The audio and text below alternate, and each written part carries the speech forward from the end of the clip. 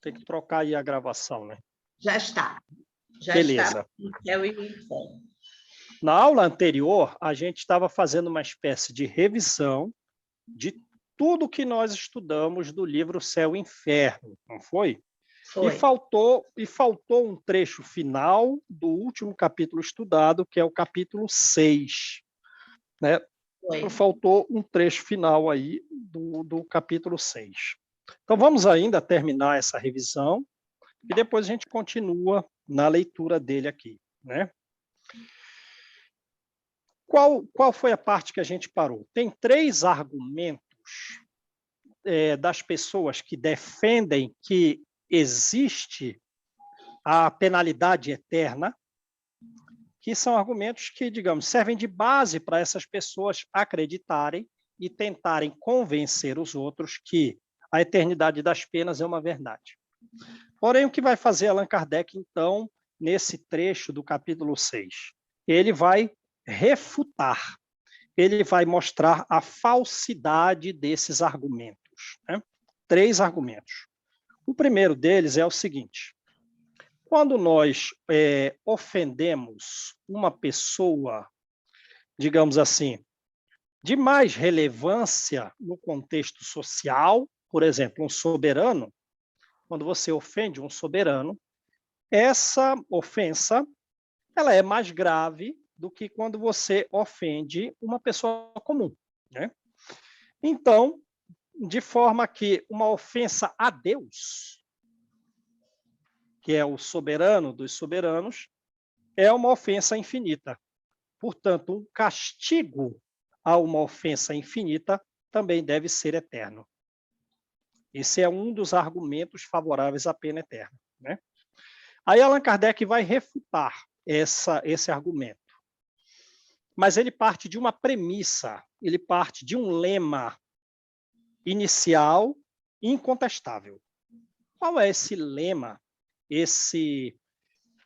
essa verdade inicial incontestável que ele parte para refutar essa ideia de que uma punição a uma pessoa mais elevada é mais grave, portanto, uma ofensa a Deus é infinita e o castigo, então, deve ser também infinito? A premissa é a seguinte: Deus é único. Deus é eterno. Deus é imutável, imaterial, soberana e infinitamente perfeito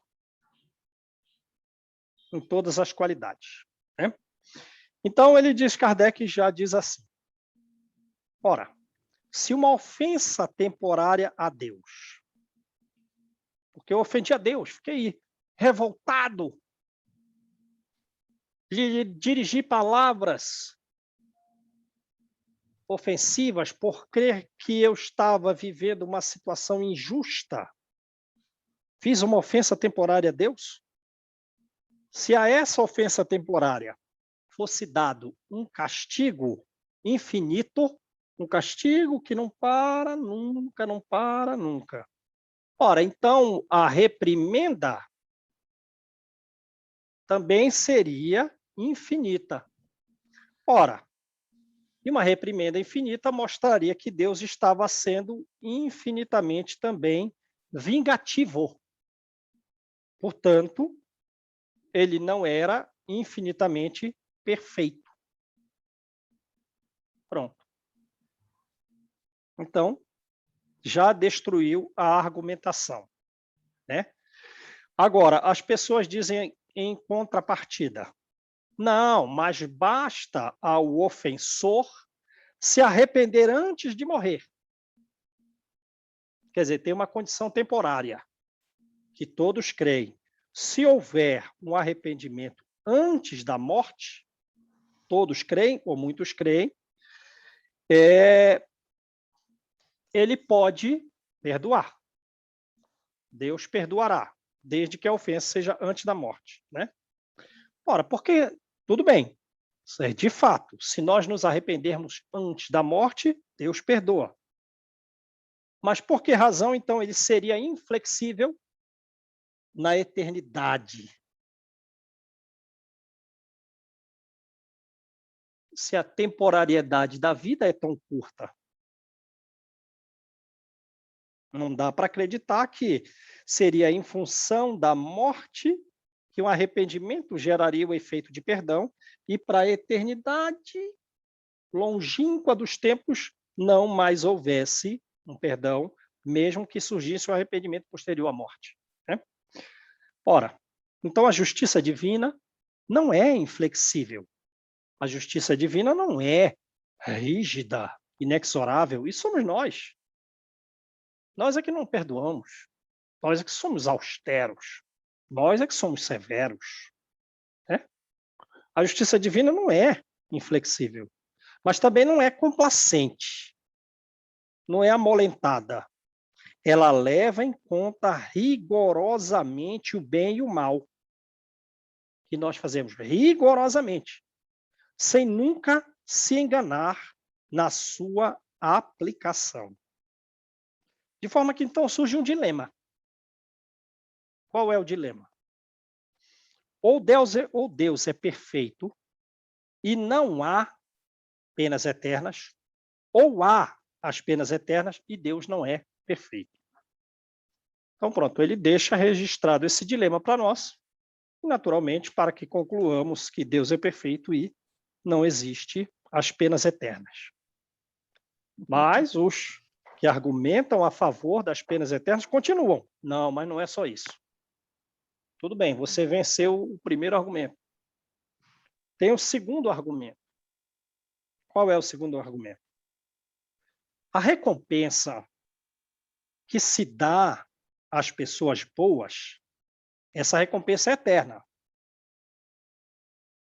Vocês têm que concordar comigo. Beleza, concordamos. Concordamos. Realmente a recompensa aos bons tem que ser eterna.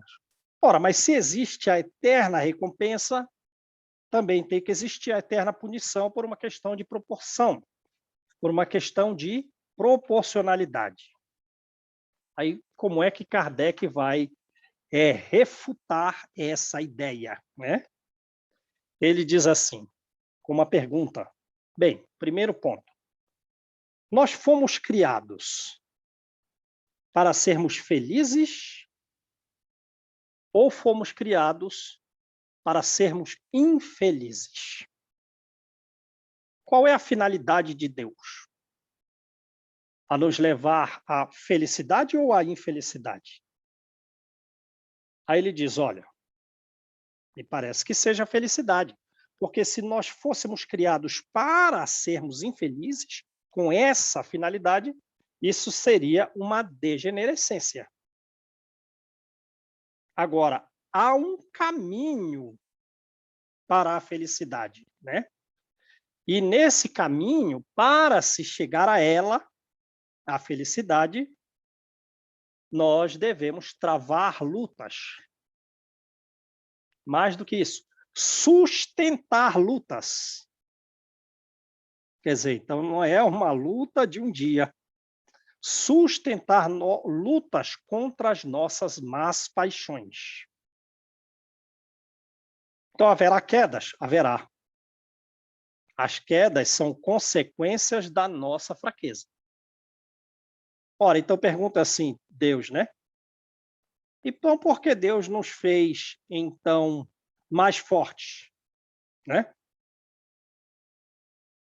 Por que, então, ele não nos fez mais fortes? Para evitar uma punição eterna. Por que não nos fez mais fortes para evitar uma punição eterna? Aí diz, porque a punição não é eterna.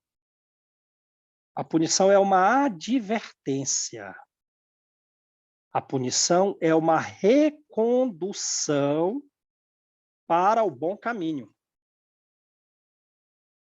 A punição é só uma advertência e um reconduzir. Volta para o caminho correto da felicidade.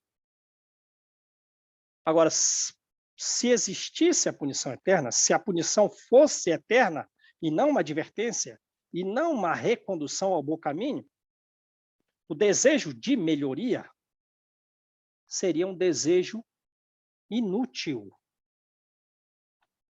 E a finalidade para a qual fomos criados, a felicidade eterna, jamais seria alcançada.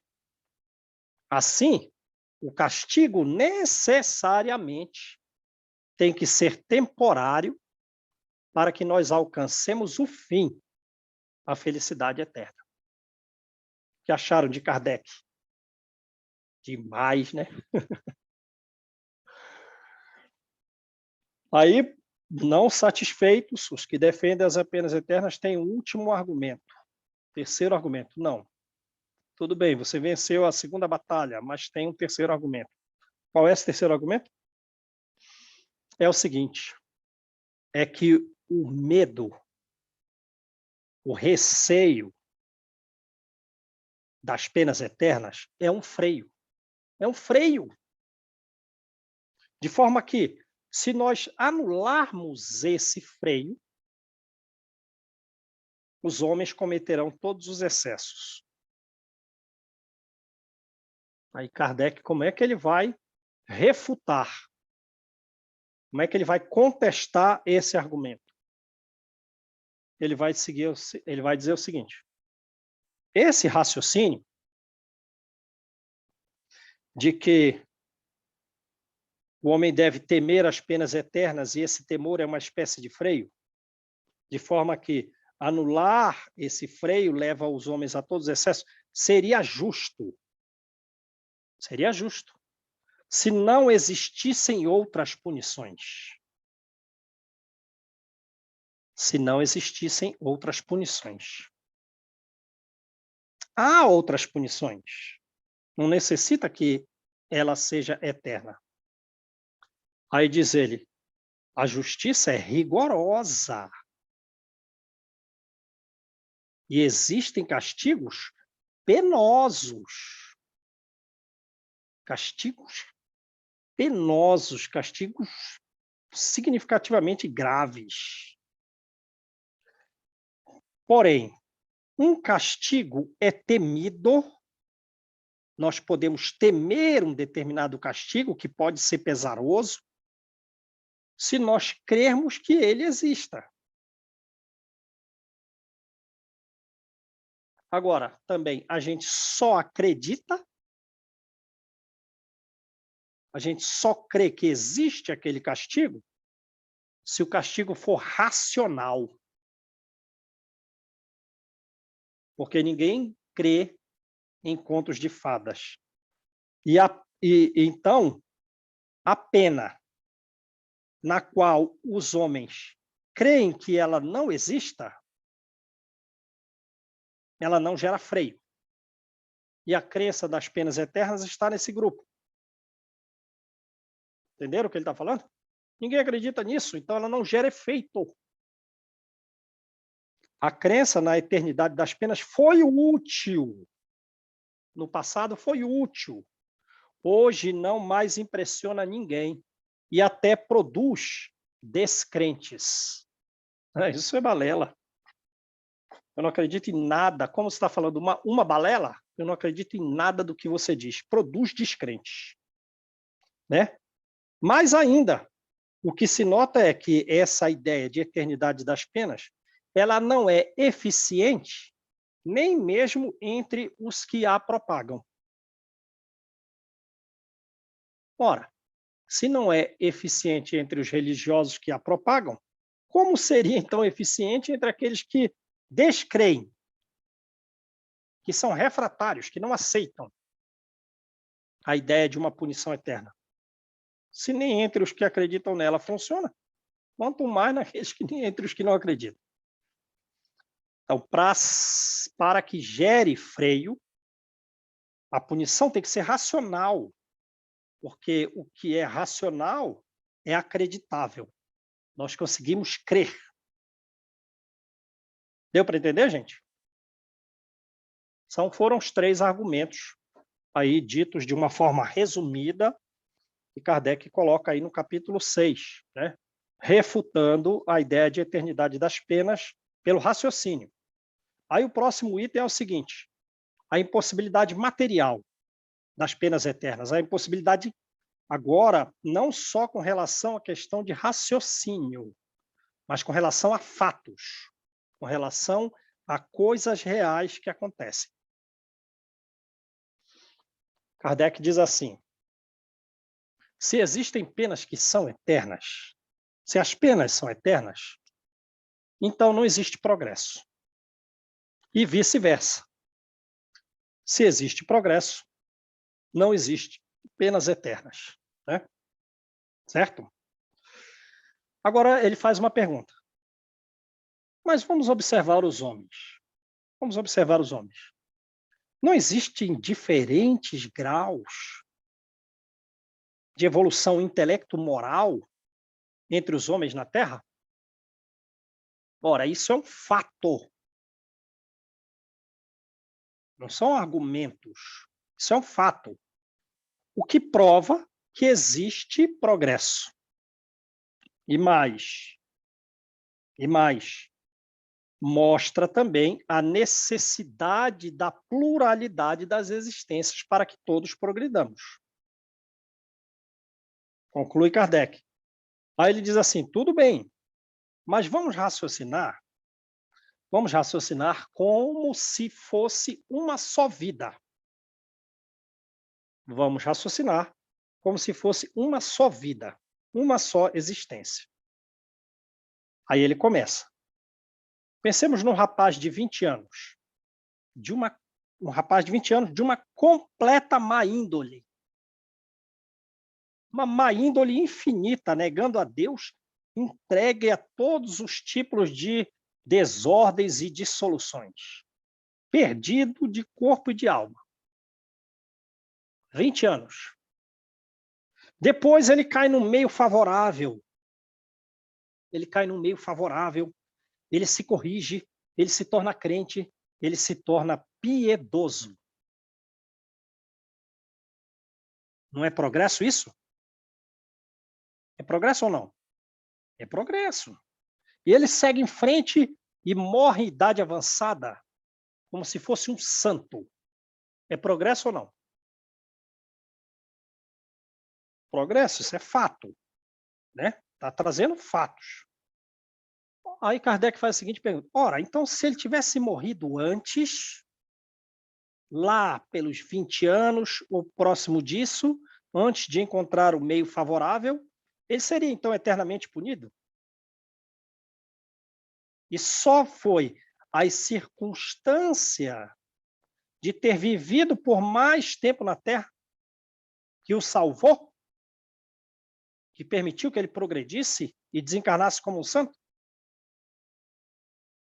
Então, não tem um meio de progresso no plano espiritual.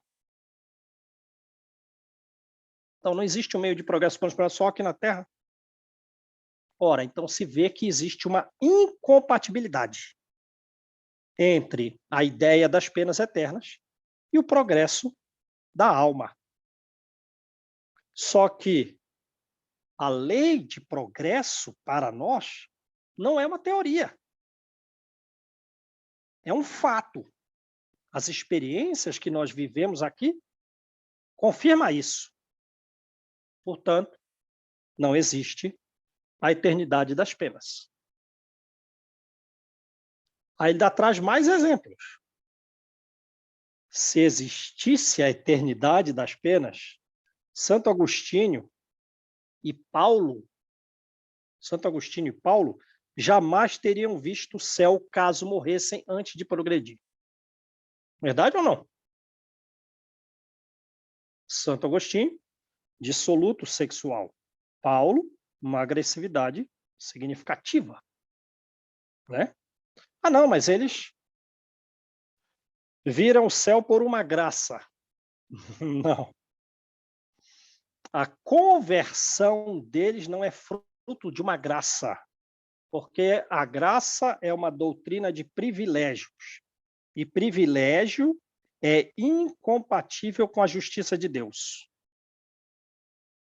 E é incompatível com o amor de Deus por todas as criaturas. Então, qual é a conclusão? Nós somos filhos das nossas obras, antes, durante e depois da vida, sem favoritismo para ninguém. a recompensa, a melhoria nossa, é fruto de esforços nossos. Assim como o castigo é fruto do descuido, é fruto da negligência. Né? Beleza? Então, esse foi o resumo. Acabamos aí, vamos voltar ao livro na parte em que nós paramos. Né? Na minha edição aqui, é a página 80. O primeiro parágrafo dessa página. Qual que é o capítulo? Capítulo 6. É o primeiro parágrafo antes do item 22. É o primeiro parágrafo da página. Ali, Isso. a este último argumento responde a conversão desses santos personagens. Espera aí, Isso só mesmo. um pouquinho. Espera aí, a doutrina das penas eternas fez sua época, isso? É antes disso. O primeiro parágrafo Ah. dessa página aí. Segundo a doutrina espírita. Mais em Sim, cima, o anterior. O anterior. Porém isto é simples jogo de palavras. A este último argumento. Ah, tá, já achei. Valeu, obrigada. Todo mundo achou, gente? Achou. Afrânio? Achou todo mundo? Então vamos lá. E esse finalzinho é até, digamos, acabou que eu coloquei como parte do resumo. Então a gente pode ler tranquilo, faz parte do resumo. Você falou. Você falou. Você falou da evolução por sua própria obra e, né, e a punição pela negligência. Você falou isso aí. Sim, falei. Então vamos lá. Então a gente vai ler, não precisa tanto comentário, a gente já trouxe o resumo, né? Para, digamos, finalizar esse trecho todo. A gente antecipou até a própria leitura não terminada. Então vamos lá. A este último argumento responderão que a conversão desses santos, Santo Agostinho e Paulo, desses santos personagens, não é resultado do progresso da alma, é resultado da graça que lhes foi concedida e pela qual foram tocados. Porém, isto é simples jogo de palavras. Se esses santos praticaram o mal e depois o bem, é que melhoraram. Logo, progrediram. Por que Deus, então uma pergunta, lhes teria concedido, como especial favor, a graça de se corrigirem? Sim, porque a eles e não a outros. Sempre a doutrina dos privilégios, incompatível com a justiça de Deus e com o amor que ele dispensa igualmente a todas as criaturas.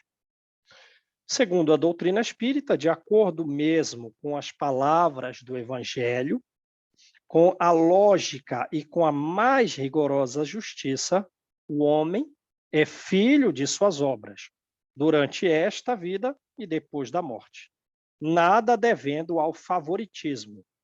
Deus o recompensa pelos esforços que faz, e Deus o castiga pela negligência, por tanto tempo quanto nela ele persistir. Por quanto tempo persistir na preguiça, no descuido, no desleixo. Então vamos lá, agora o próximo item, esse a gente não leu, não resumiu, não fez nada. A doutrina das penas eternas fez sua época.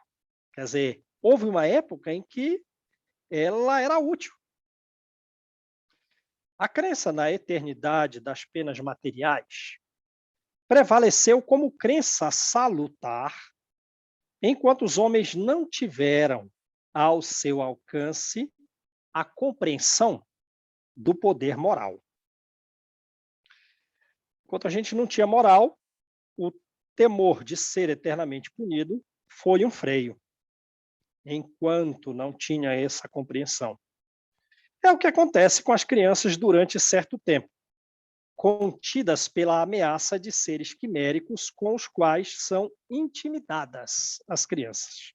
Chegadas, porém, ao período do raciocínio, as crianças repelem por si mesmas essas quimeras da infância, tornando-se absurdo querer governá-las por tais meios. Aí você vai falar para uma criança de 18 anos, para ela temer o bicho-papão, fazer as coisas corretas, senão o bicho-papão vai pegá-la com 18 anos. Não dá, né? Chegou a fase do raciocínio. Se os que as dirigem persistirem em afirmar-lhes que tais fábulas são verdadeiras e que, portanto, devem ser tomadas ao pé da letra, por certo, perderão a sua confiança. Ora, você vai falar isso para pessoas já amadurecidas, as crianças deixam de confiar, né? É isso que se dá hoje com a humanidade. Então, ele fez uma analogia com o temor que se passa às crianças. É isso que acontece hoje com a humanidade. Saindo da infância e abandonando, por assim dizer, as fraldas que a envolviam. O homem, ele não é mais esse instrumento passivo vergado à força material. Então não podem os religiosos querer, com o homem de hoje, forçá-los a uma crença, porque hoje o homem saiu da infância, ele reflete, né? Nem aquele crédulo de outrora, que aceitava tudo de olhos fechados. Hoje não, o homem raciocina. A crença, o fato de crer nisso ou naquilo, é um ato de entendimento. Então a gente, hoje em dia, tem que entender para crer. E por isso mesmo, a crença, ela não pode ser imposta, porque ela precisa ser compreendida. Ela não pode ser imposta. Se durante certo período da humanidade o dogma das penas eternas se manteve inofensivo, se manteve salutar mesmo, foi útil esse tempo, chegou o momento em que esse dogma se torna perigoso. Se torna perigoso. Com efeito, a partir do momento em que é imposto como verdade absoluta, quando a própria razão o repele, a própria razão não aceita e querem nos impor o dogma das penas eternas, mas o nosso raciocínio diz não, pode acontecer duas coisas. Qual coisas? Primeiro, ou o homem quer acreditar e procura uma crença mais racional, procura algo mais racional, se afastando dos que o professam, né, se afastando do que querem colocar o dogma goela abaixo, é uma das coisas. Não, vamos procurar uma coisa melhor, isso aqui não está satisfazendo. Ou acontece uma segunda coisa, qual? Descrê de tudo. Ou o homem descrê absolutamente de tudo. Não quero mais saber de religião nenhuma. Quem quer que estude o assunto calmamente verá que, em nossos dias, o dogma da eternidade das penas tem feito mais ateus, tem feito mais materialistas do que todos os filósofos reunidos. Beleza até aí, gente? As ideias, elas seguem um curso incessantemente progressivo. As ideias estão sempre progredindo incessantemente, de modo que não se pode governar os homens desviando-se desse curso progressivo, incessantemente progressivo. Não dá. Pretender conter os homens, contê-los, pretender conter os homens, fazê-los retroceder, ou simplesmente parar enquanto ele avança, é condenar-se a si mesmo. Quer dizer, os que querem conter os homens, os que querem fazer com que os homens retrocedam, os que querem frear-lhe a marcha, eles próprios estão se condenando. Seguir ou deixar de seguir essa evolução é uma questão de vida ou de morte para as religiões, como para os governos, né? Não, eu vou seguir essa evolução incessante progressiva da humanidade do homem. Beleza, então você vai permanecer vivo. Deixar de seguir essa evolução é condenar-se à morte. Tanto para as religiões quanto para aqueles que assumem cargos de governo. Esse fatalismo é um bem ou é um mal? Certamente é um mal para os que, vivendo do passado, o veem aniquilar-se. Digamos, o que ele está falando? É fatal que progredimos incessantemente. Agora, aqueles que querem viver do passado e veem o passado se aniquilar, para eles, essa ideia de um progresso cessante é um mal. Eles veem com maus olhos. Porque eles não quer sair do topo da cadeia, né? Não quer sair do que recebe do poder. De bom. Exatamente, do poder. Por isso que a Igreja Católica aí tem seus problemas, né, Júnior? Sim. Porque quer impor isso aí, né? A gente também vê isso com... A gente pode fazer analogia também com os pais, né? Quando os filhos crescem, os pais continuam querendo tratá-los de uma forma infantil e eles não estão vendo que os seus filhos estão raciocinando de uma maneira mais adulta, mais lógica, e aí você tenta querer impor aquela coisa que você fazia quando era na primeira infância, mas agora não cabe mais, né? Não dá, né? Estão refletindo, então, né? Claro, estão pensando. As crianças não são mais crianças, são aqui jovens que pensam e eles veem todo o contexto, eles veem todas as situações familiares, aí se nós trouxermos aí para o nosso dia a dia, né?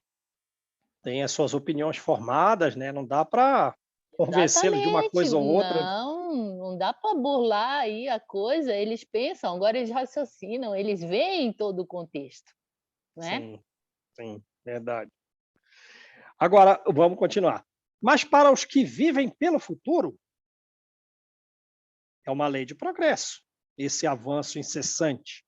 Ou seja, é uma lei de Deus. E contra uma lei divina, é inútil toda revolta. Contra uma lei divina, é impossível toda luta.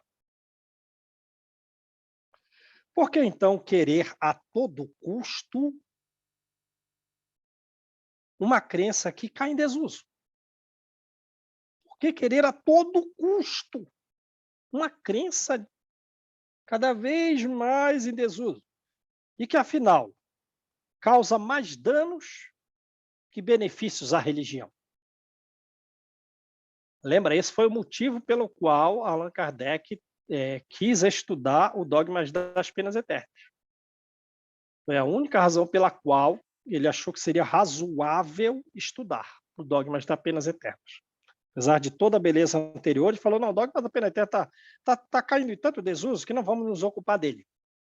Agora, vamos pensar aqui uma coisa, é interessante ver como tem gente a todo custo querendo manter essa crença. Por que isso? Nesse ponto de vista, sob essa finalidade é que a gente vai estudar esse dogma. É triste dizê-lo, mas é uma questão material, mas uma questão material domina aqui a questão religiosa. Essa crença tem sido grandemente explorada pela ideia de que, com o dinheiro, se abrem as portas do céu e se fecham as portas do inferno. Está vendo em que direção ele vai dizer a razão pela qual se quer sustentar a todo custo o dogma das penas eternas? As quantias arrecadadas por estes meios, outrora, no passado e ainda hoje, são quantias incalculáveis. É o imposto adiantado que se paga pelo medo da eternidade. E sendo esse imposto facultativo, quer dizer, só dou se eu for livre, a renda, o quanto se tira, é proporcional à crença. Se a crença deixar de existir, nula será a renda, né? Então, vamos colocar o dogma das penas eternas e defendê-lo a qualquer custo, porque ele é rentoso. Você paga para não ser eternamente punido no plano espiritual. Agora, se a gente desfaz e mostra que a eternidade das penas não existe, não vai ter renda. Porque o céu não é comprado. O céu tem que ser conquistado sem ser uma imposição. Ninguém está impondo que a gente conquiste o céu. Somos nós que temos que conquistá-lo, sem imposição de ninguém. Aí ele faz uma outra analogia aqui, ó. A criança cede de boa vontade o seu pedaço de bolo a quem lhe promete afugentar o lobisomem. Contudo, se já não acredita em lobisomem, a criança vai guardar o bolo para si. A nova revelação, dando noções mais sensatas da vida futura e provando que cada um de nós pode alcançar a salvação pelas próprias obras, essa nova revelação deve encontrar, então, grande oposição. Tanto mais viva é essa oposição, por estancar, por fazer frear uma das mais rentosas fontes de receita. Assim tem ocorrido sempre que uma nova descoberta, sempre que um novo invento abala os costumes inveterados e pré-estabelecidos. Sempre que uma nova descoberta, um novo invento, um novo conhecimento abala os costumes inveterados, pronto, vai ter luta. Não foi Paulo na cidade de Éfeso? Foi Paulo na cidade de Éfeso. Porque Paulo propagou tanto cristianismo, que na cidade de Éfeso, o que ocorria de fenômeno de voz direta dentro das igrejas de Jerusalém, dentro das igrejas nas quais ele participava, ocorreu em praça pública. Os fenômenos de voz direta descritos nas obras de André Luiz, né? Nas obras Os Missionários da Luz. Então, o que aconteceu? Quando chegava o tempo da deusa, né? Não lembro o nome da deusa grega, não sei se era Afrodite, em que os escultores, os artífices, eles faziam estátuas grandes, pequenas, broche para roupa, para colocar no cabelo, tudo a respeito da deusa. Não vendeu nada. Não vendeu nada, ninguém mais acreditava. Todo mundo vinculado ao cristianismo de Paulo. O que aconteceu? Aqueles ourives, né, os artífices, se revoltaram. E ele foi preso, foi supliciado, foi severamente agredido. Tudo a ver com isso aqui. Quem vive de velhos e custosos processos nunca deixa de lhes enaltecer a superioridade e a excelência desses processos antigos e de desacreditar os novos, né? A deusa Diana de Éfeso, mais econômicos. Quer dizer, eu estou vivendo daquele processo antigo, eu vou combater os processos novos, porque senão eu perco renda. Acreditar-se-ia, por exemplo, que a imprensa, apesar dos benefícios prestados à humanidade, teria sido aclamada pela numerosa classe dos copistas, dos que copiavam? Não, não. Por certo, os copistas a detestavam a imprensa.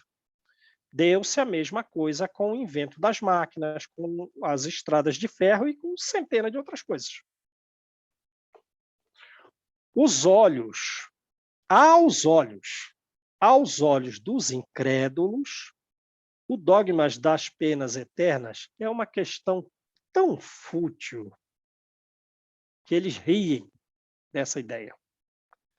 Os incrédulos. Não, isso é uma questão fútil. O que você faz diante dessa questão? Eu rio. Eu rio, é uma futilidade.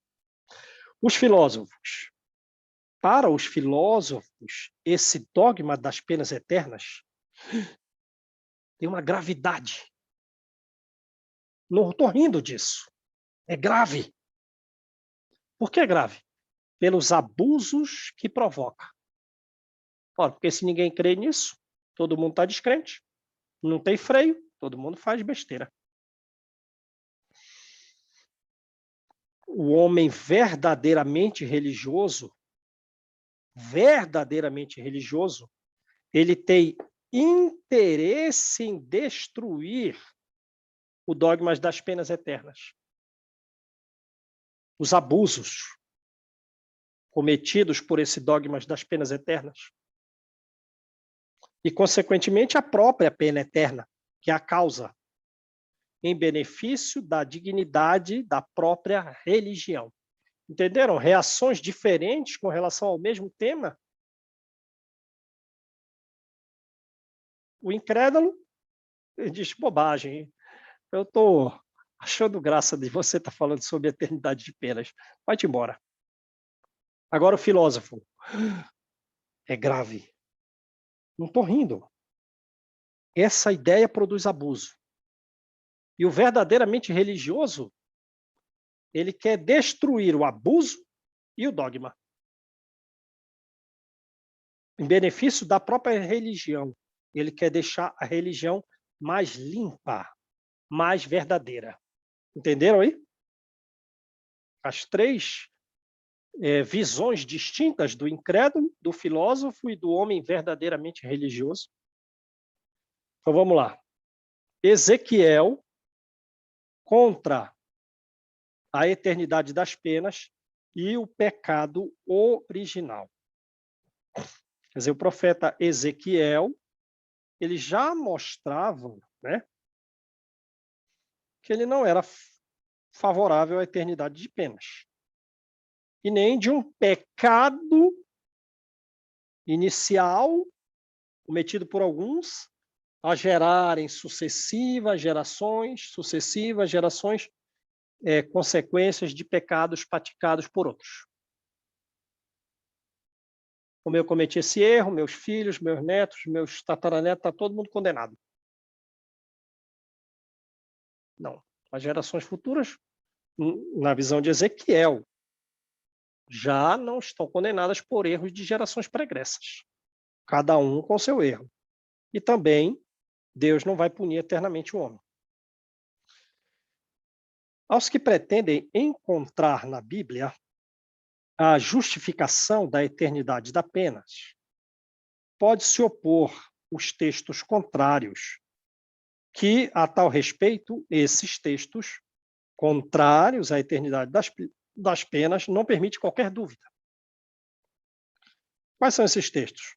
As seguintes palavras de Ezequiel são a mais explícita negação, não somente das penas irremissíveis, das penas sem remédio, mas também da responsabilidade que a falta do pai do gênero humano teria acarretado à sua raça. Quer dizer, gerações primeiras erraram, todo o resto está condenado. Então, Ezequiel, ele refuta essas duas teorias, né? Alguém lá na origem errou, todo mundo está condenado. E ele também diz que não há eternidade de penas. Então, são essas duas coisas que ele refuta, Ezequiel. Então, vamos lá. Primeiro,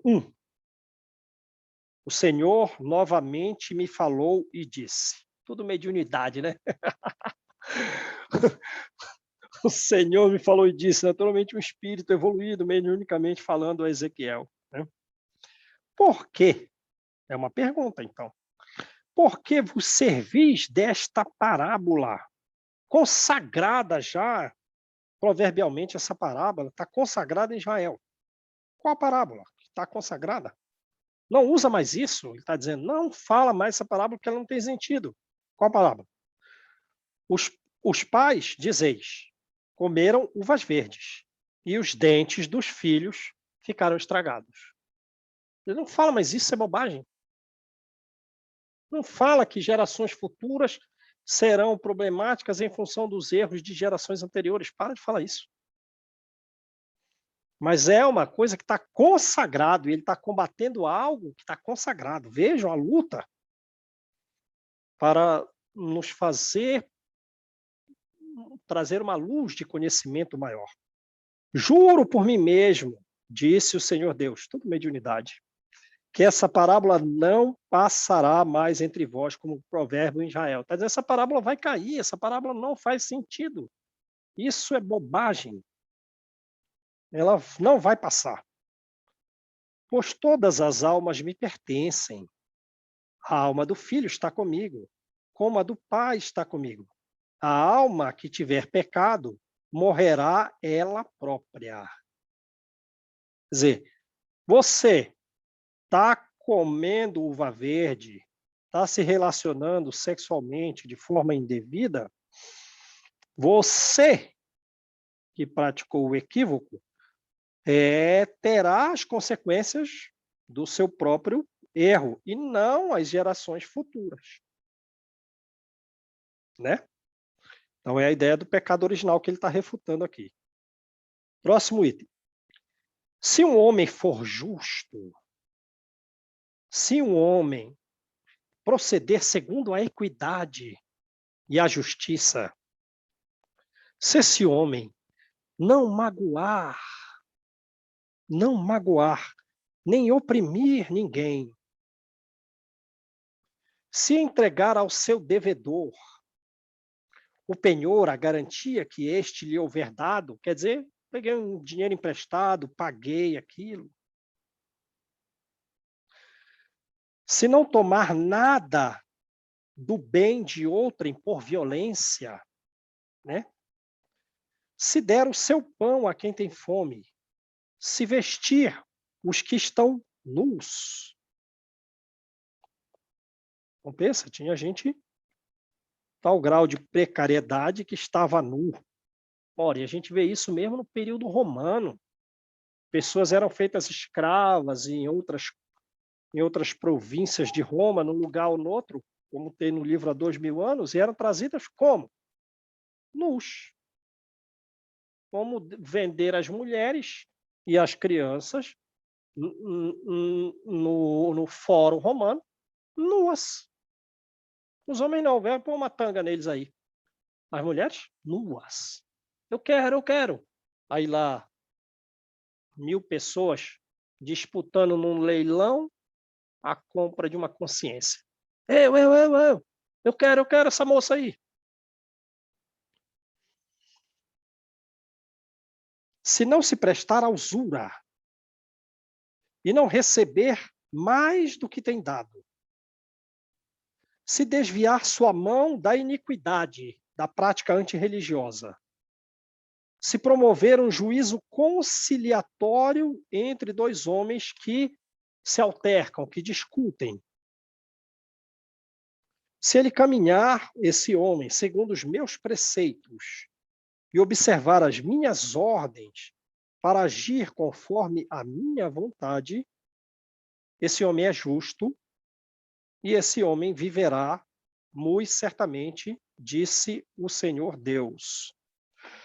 Então, ele está dando as regras aqui de como deve proceder muito bem um homem para ele continuar muito bem, né, no plano espiritual. Então, vamos lá.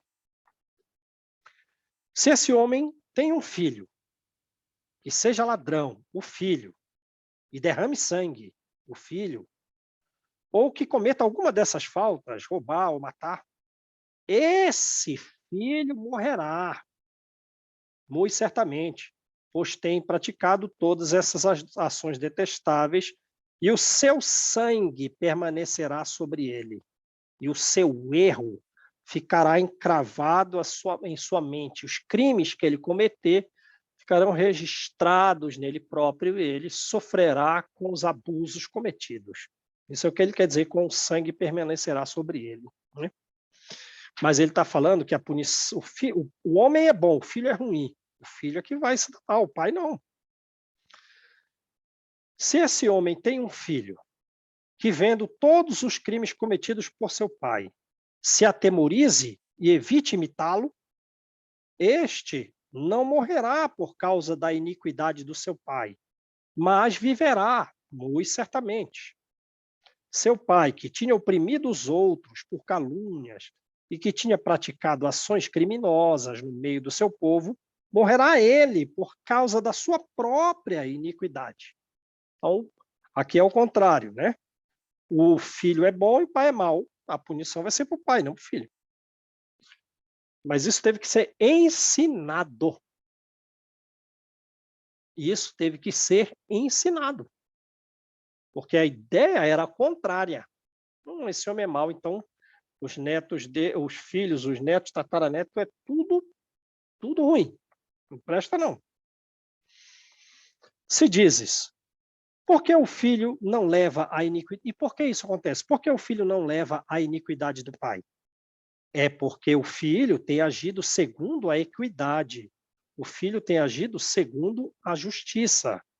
O filho tem guardado todos os meus preceitos. E ele tem praticado.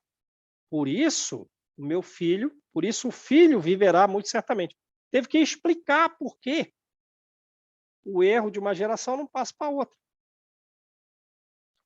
Então, os homens estão reticentes em aceitar as verdades de Ezequiel. A alma que tem pecado morrerá ela mesma. O filho não sofrerá, resumo, o filho não sofrerá pela iniquidade do pai e o pai não sofrerá pela iniquidade do filho. A justiça do justo cairá sobre ele mesmo e a impiedade do ímpio cairá sobre ele. Pronto, resumiu tudo que foi falado anteriormente a respeito de pecado original. Não é o conteúdo do capítulo, é um acréscimo, porque o capítulo está falando de dogma de penas eternas, refutando a eternidade das penas. E Ezequiel mostrou até agora, onde nós lemos, que um castigo fica com quem praticou o erro, e quem acertou fica com as boas consequências do acerto, mesmo que seja dentro de uma mesma família. Isso teve que ser ensinado. Agora que ele vai falar de não eternidade das penas. Se o ímpio, então a pessoa já errou. O que ele está falando é o ímpio. Se o ímpio fez penitência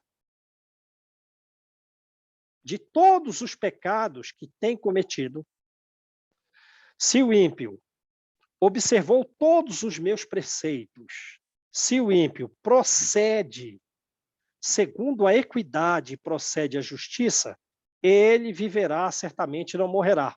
Agora sim está falando da não eternidade das penas. Ele está dizendo, a pessoa melhorou. Ele era ímpio, agora está praticando penitência, agora está observando os meus preceitos, agora ele está sendo justo e praticando equidade. Então ele vai viver. Eu não me lembrarei mais de todas as iniquidades que ele haja cometido. Eu não vou nem me lembrar, seja o que for que ele tenha feito, eu vou esquecer tudo. Ele viverá nas obras de justiça que houver praticado. Agora ele está falando da não eternidade de penas. Né? Porventura, deseja o ímpio, porventura desejo a morte do ímpio? Disse o Senhor Deus. Não desejo a morte do ímpio. Isso é a gente que deseja. Né? Alguém fez alguma coisa errada contra nós, já, Senhor, por que você não faz esse cara desencarnar? Não, prefiro que ele se converta. Agora Deus nos protege, é quando eu que estou tentando seguir um bom caminho e vou cair numa posição abismal, Aí vem Jesus e diz assim, ó, vou te tirar do mundo, porque você estava caminhando bem e o erro grave que você vai cometer é muito pior do que tu morrer. Então eu vou fazer com que você desencarne, tá? Para a tua própria proteção. Porque senão você vai cometer um equívoco que vai te gerar milênios de consequências graves. Então, antes que tu cometa isso, eu vou te tirar do mundo. Mas aqui é outra coisa, né? Não quero a morte do ímpio, prefiro que ele se converta. E ele vai, prefiro que ele se converta, que se desgarre do mau caminho e viva. Agora, se ele já está no bom caminho e quer cair, aí eu vou tirar ele do mundo. Diz-lhes estas palavras, juro por mim mesmo, disse o Senhor Deus, que não quero a morte do ímpio, não quero que ele morra, eu quero que ele se converta, que deixe o mau caminho e que, portanto, viva. Ezequiel 33:11. Agora, nesses 3 últimos itens, né? Nesses 3 últimos parágrafos aí, é que ele refutou a eternidade das penas. No primeiro, ele refutou a ideia de que ninguém daquela família presta se alguém comete algum erro. Beleza? Legal, gente? Vamos parar por aí, né? Que já deu nossa hora. Quem faz a oração, gente?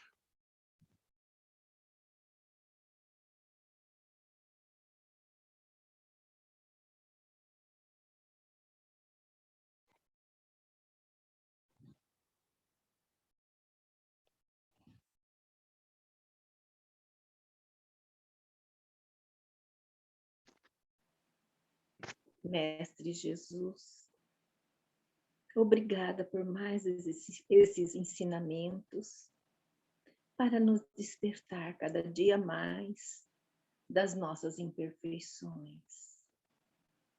Hoje temos acesso para entender os teus desígnios e entender a vida que Jesus quis nos mostrar, a lei do amor.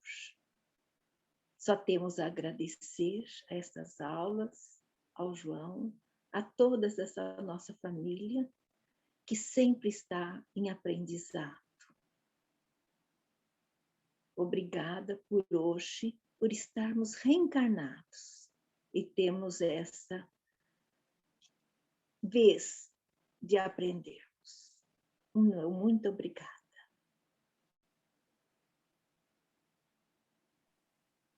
Maravilha. Tchau, gente. Um abraço, gente. Fiquem com Deus. Um abraço. Obrigada, João. Tchau, gente. Valeu.